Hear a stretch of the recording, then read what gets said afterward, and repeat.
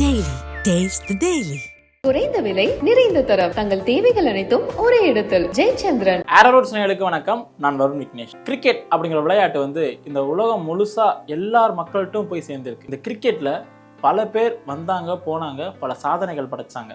இந்திய கிரிக்கெட் அணி அப்படிங்கிற ஒரு அணி இப்போ வர தலை சிறந்த அணிகளாக இருப்பதற்கு காரணம் இந்தியாவில் இருக்கிற பல்வேறு மாநிலங்களிலிருந்து போன ஒவ்வொரு வீரர்களும் தான். அப்படிப்பட்ட ஒரு வீரரின் சாதனைகளும் ஒரு சகாப்தத்தில் அமைந்த ஒரு கதை தான் இது. ரவிச்சந்திரன் அஸ்வின் நம்ம இந்திய அணியின் மிக முக்கிய ஸ்பின் பவுலர்னே சொல்லலாம். அதுவும் நம்ம சென்னையிலிருந்து போன ஒரு தமிழக வீரர். 1986 தான் இவர் நம்ம சென்னையில பிறக்கிறாரு. இவர் பிறக்கும் பொழுது அவர் அப்பா ஒரு ஃபாஸ்ட் பவுலரா இருக்கிறார். அது அப்பயே அவர் அப்பாவுக்கு கிரிக்கெட் நாலேஜ் நிறையாவே தெரிஞ்சிருக்கு. இவர் அப்பாவோட போய் நின்று அந்த ஒரு நெட்ஸ்ல பார்க்கும்பொழுது இவருக்கும் அது ஒரு ஆர்வம் வந்திருக்கு. நார்மலாவே அஸ்வின் அவர்கள் எல்லா விளையாட்டுலயும் ரொம்ப ஆர்வமா இருப்பாராம். சொல்லப்போனா ஃபுட்பால், அதுக்கப்புறம் பேஸ்கெட் பால், டென்னிஸ், இப்படி நிறைய கேம்ஸ்ல ரொம்ப ஆர்வமா இருக்கிறவர். அப்பா விளையாடுறத பார்க்க இவருக்கும் கிரிக்கெட்ல ரொம்பவும் லவ் வந்துடுது. நான் எப்படியாச்சும் கிரிக்கெட் விளையாடணும் அப்படிங்கிற ஒரு ஏக்கத்தோட தான் அவரோட கிரிக்கெட் ஜேர்னியை ஸ்டார்ட் பண்றாரு. இவர் ஸ்டார்ட் பண்ணது என்னவோ ஃபாஸ்ட் பவுலராகவும் பேட்ஸ்மேனாகவும் தான். ஒரு ஸ்கூல் மேட்ச்ல அவருக்கு ஒரு இன்ஜுரி ஏற்படுது. அந்த இன்ஜுரியில தான் அவருக்கு ஒரு வருட காலம் விளையாட முடியாத ஒரு சூழ்நிலை ஏற்படுது. அதற்கு பிறகு அவரால் ஃபாஸ்ட் பவுலிங் போட முடியல. பேட்டிங் அவர் முன்னாடி ஆடினது போல ஆட முடியலை. இதையெல்லாம் அவர் யோசிச்சு பார்த்ததுக்கப்புறம் சரி நம்ம ஸ்பின் பவுலிங் ட்ரை பண்ணலாம் அப்படின்னா ஃபர்ஸ்ட் டைம் பால் எடுத்து ஸ்பின் பவுலிங் போட ஆரம்பிக்கிறாங்க. அப்போ அவருக்கு தெரியாது நம்மளும் தலை சிறந்த ஒரு ஸ்பின் பவுலிங் லிஸ்ட்டில் வருவோம் அப்படிங்கிற விஷயம். பாலை கையில் எடுத்தார், கீழே வச்சிருக்காரு. ஆனால் எடுக்கும் போது அவருக்கு வயசு ரொம்ப சிறுசு, அனுபவம் ரொம்ப ரொம்ப கம்மி. ஆனால் பாலை இப்போ கொடுக்கும் பொழுது அவர் செய்த எல்லா சாதனைகளும் வேற யாராலும் இனிமேல் செய்ய முடியாது, செஞ்சிருக்கவும் மாட்டாங்க. தனிநபரா ஒரு அணிக்காக செஞ்சது ரொம்ப அதிகமானே சொல்லலாம். சரி, ஓகே, இவ்வளோ சொல்கிறோமே, அவர் என்னென்ன சாதனை அப்படி பண்ணியிருக்காரு அப்படின்னா, அவர் ஸ்டார்டிங் கேரியர் 2006 தான். 2006 தமிழ்நாட்டுக்காக ஃபர்ஸ்ட் ரஞ்சி டிராஃபியில் ப்ளே பண்ணுறாரு. அதுக்கு முன்னாடி நிறையா A class cricket, B class cricket நிறைய ஆடி இருக்காரு. ஆனால் ஃபர்ஸ்ட் டைம் அவர் ரஞ்சி டிராஃபியில் ஆடினது 2006. ஆரம்பிக்கும் பொழுதே ஒரு ஸ்பின்னர் ஆரம்பிக்கும் போது ஒரு 2 விக்கெட் 3 விக்கெட் அப்படி தான் ஆரம்பிக்கிறாரு. அவருக்கு ரொம்ப திருப்பு முனையாக இருந்த ஒரு விஷயம் 2008 சென்னை அணி அவரை தேர்வு பண்ணுறாங்க. அவரே ஒரு மேடையில் சொல்லியிருப்பார், சீகாஸ் அதாவது கிருஷ்ணமாச்சாரி அவர்கள் தான் அஸ்வினை எடுங்க அப்படின்னு காசி அவர்களிடம் சொன்னதாகவும் அப்போ தான் இவங்க எடுத்ததாகவும். பங்கேற்ற அந்த முதல் சீசன் 2009 தான் வாய்ப்பு கிடைக்குது. அது வேறு 2 மேட்ச் தான் ஆடுறாரு. அவரால் அந்த அளவுக்கு வெளில காட்ட முடியல ஒரு திறமையை. ஆனால் 2010 எல்லா மேட்சும் ஆடுறாரு. கிட்டத்தட்ட 13 விக்கெட் எடுக்கிறாரு. அதே போல் 2010 சாம்பியன்ஸ் டிராஃபி அப்படிங்கிற ஒரு விஷயம் ஐபிஎல் நடக்குது. அந்த ஐபிஎல்லையும் நல்லா விளையாடுறாரு, சாம்பியன்ஸ் டிராஃபியும் நல்லா விளையாடுறாரு. சென்னை அணி தங்களோட கோப்பையை வெல்றதற்கு, முதல் கோப்பையை வெல்றதற்கு அஸ்வினோட பங்களிப்பு ரொம்ப அதிகம்னே சொல்லலாம் அந்த வருடம். இப்படி இவ்வளோ விக்கெட் எடுத்துக்கிட்டு இருக்காரு. இதெல்லாம் பார்த்துக்கிட்டு இருந்த இந்திய அணி யார்ப்பா நீ வா, உனக்கு நான் இந்திய அணியில் வாய்ப்பு தரேன் அப்படின்னு சொல்லி கூட்டிகிட்டு போய் அவருக்கு முதல்ல ஆரம்பிச்சது என்னன்னா, ஒரு நாள் கிரிக்கெட் போட்டி தான். இலங்கைக்கு எதிராக இவர் கிளம்புறாரு. கிளம்புறாங்கன்னா அந்த மேட்ச்ல 2 விக்கெட் எடுக்கிறாரு. சில வாரத்தில் T20 போட்டியில் அறிமுகமாறாரு ஜிம்பாப்வேக்கு எதிராக. இவர் வாழ்க்கையில் இன்டர்நேஷனல் கெரியரில் திருப்பு முனையாக அமைஞ்சது என்னன்னா, 2011 இவர் டெஸ்ட்டில் அறிமுகமாகறாரு டெஸ்டினியன்ஸ்க்கு எதிராக. இவர் என்னப்பா ஸ்பின் பவுலர் தானே, உலகத்தில் நிறைய ஸ்பின் பவுலர் இருக்காங்க. உண்மையிலே இந்திய அணியில் இவர் நுழையும் பொழுது டெஸ்ட்டில் ஹர்பஜன் சிங்கிற மிக ஒரு திறமைசாலியான ஒரு ஸ்பின் பவுலர் இருக்காங்க. அவர் இடத்தை இவர் எப்படி பிடிக்க போறாரு? ஏன்னா ரொம்ப சின்ன பையன், இப்போதான் ஒரு T20 ஆடி இருக்கான், ஒரு ஒன் டே ஆடி இருக்கான், இப்போதான் ஐபிஎல் ஆடி இருக்கான், தமிழ்நாட்டிலேருந்து வந்திருக்க பையன், இவன் எப்படி பால் போடுவான் அப்படிங்கிற நிறைய கேள்வி இருந்துச்சு. ஆனால் பங்கேற்ற முதல் போட்டியிலேயே முதல் இன்னிங்ஸில் 3 விக்கெட்டு, 2வது இன்னிங்ஸில் 6 விக்கெட்டு. அது மட்டும் இல்லாமல் அதே மேட்ச்சில் 100 அடித்து இதுதான் நான் ரவிச்சந்திரன் அஸ்வின் அப்படிங்கிறத உலகத்துக்கு சொன்னார். அந்த ஒரு காலகட்டத்தில் ஹர்பஜன் சிங் கொஞ்சம் ஃபார்ம் அவுட்டாக இருக்கும் பொழுது அந்த இடத்த ரீப்ளேஸ் பண்ண நான் வரேன் அப்படிங்கிறத ரொம்ப ஆணித்தரமாக உலகத்தில் இருக்கிற எல்லா கிரிக்கெட் வாரியங்களுக்கும் ஒரு எச்சரிக்கையாகவே கொடுத்தாரு. 2011 வேர்ல்டு கப்பில் இவருக்கு ஒரு இடம் கிடைக்குது. இந்த ஒரு வேர்ல்டு கப்பில் வெறும் 2 போட்டியில் மட்டும்தான் இடம் கிடைக்குது. ஆனால் அந்த அளவுக்கு அவரால் பெர்ஃபார்மன்ஸ் பண்ண முடியலை. ஆனால் அந்த வருடம் அவரோட இன்டர்நேஷனல் கேரியரோட வருஷத்தை ஒரு வேர்ல்டு கப்போட தொடங்குறாரு. தோனிக்கும் அஸ்வினுக்கும் உள்ள ஒரு தொடர்பு வந்து ரொம்ப நெருக்கமாகவே இருந்துச்சுன்னா சென்னை சூப்பர் கிங்கான அந்த ஒரு நெருக்கம் வந்து அப்படியே காலப்போக்கில் இன்டர்நேஷனல் கெரியருக்கும் வரும்பொழுது நல்லாவும் இருந்துச்சு. ஸ்டெம்புக்கு பின்னாடி இருந்துக்கிட்டு தோனி அவர்கள் வந்து கமான் ஆஷ் அப்படின்னு பால் சொல்லும் போது எப்படி பால் போடுறது யுக்திகளை வந்து என்னுடைய கைகளாலும் கீப்பிங் மூலமாகவும் அஸ்வினுக்கு வந்து சைகை காட்ட அஸ்வின் அவர்கள் பந்தை வந்து போடும்பொழுது அந்த கூட்டணி ரொம்ப எல்லாராலுமே ரொம்ப ரசிச்சு பார்க்கக்கூடிய ஒரு கூட்டணியாகவே இருந்துச்சு. இதுக்கு ரொம்ப மிகச்சிறந்த எடுத்துக்காட்டு என்னன்னா 2013 சாம்பியன்ஸ் டிராஃபி இங்கிலாந்துக்கு எதிராக லாஸ்ட் ஓவரை யாரு போட போறா அப்படிங்கிற கேள்வி இருந்துச்சு.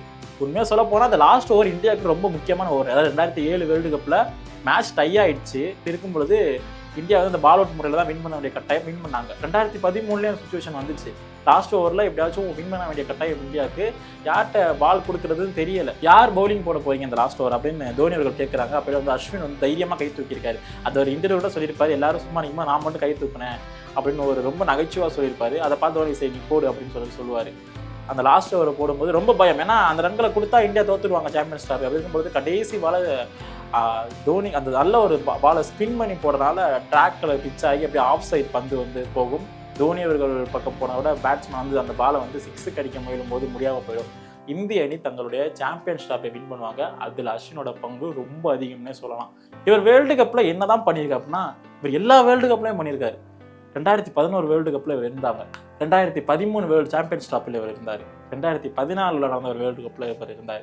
2015 வேர்ல்டு கப்பில் இவர் இருந்தார். 2016 T20 வேர்ல்டு கப்பில் இவர் இருந்தார்.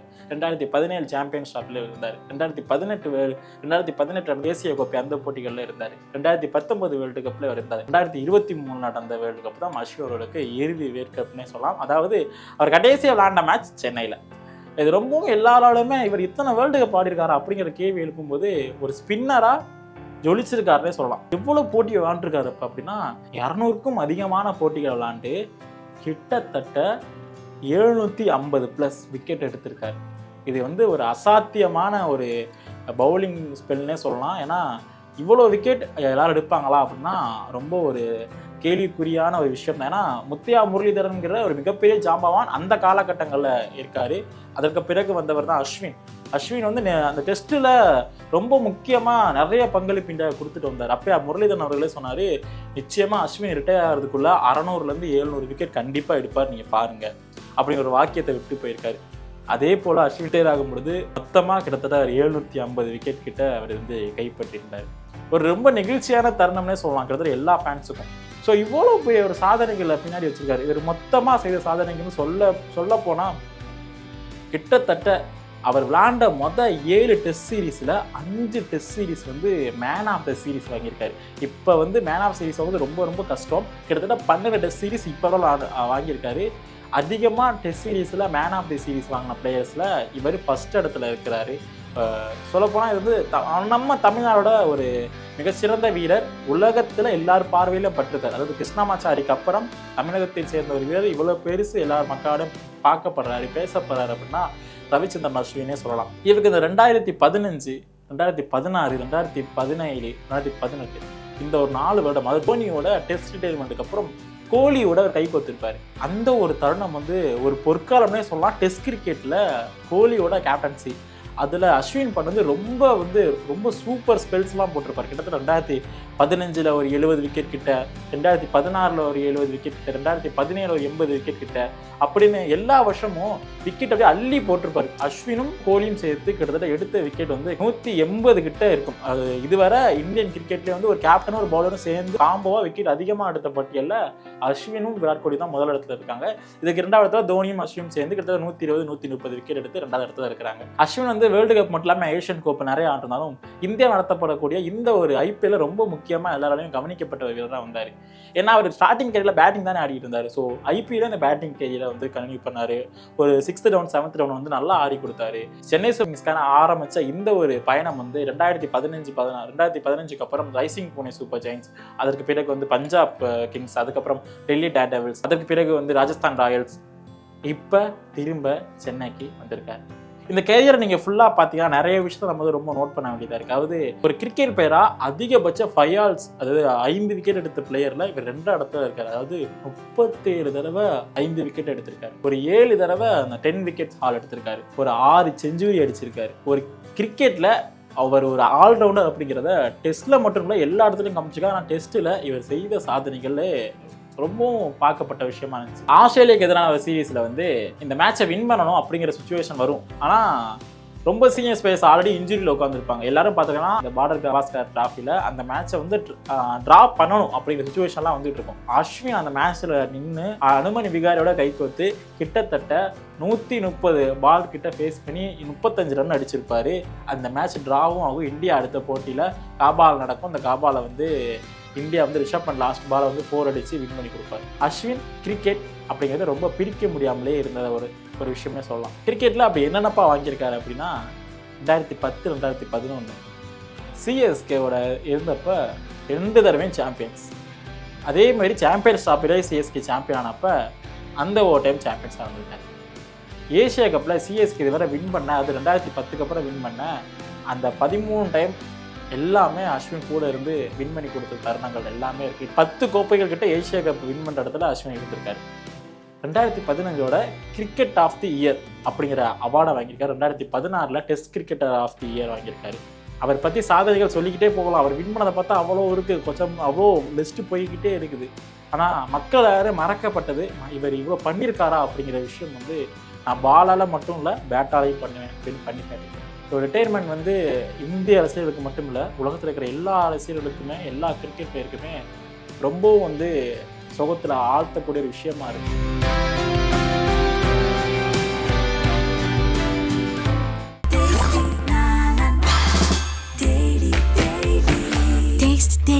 Taste the Daily.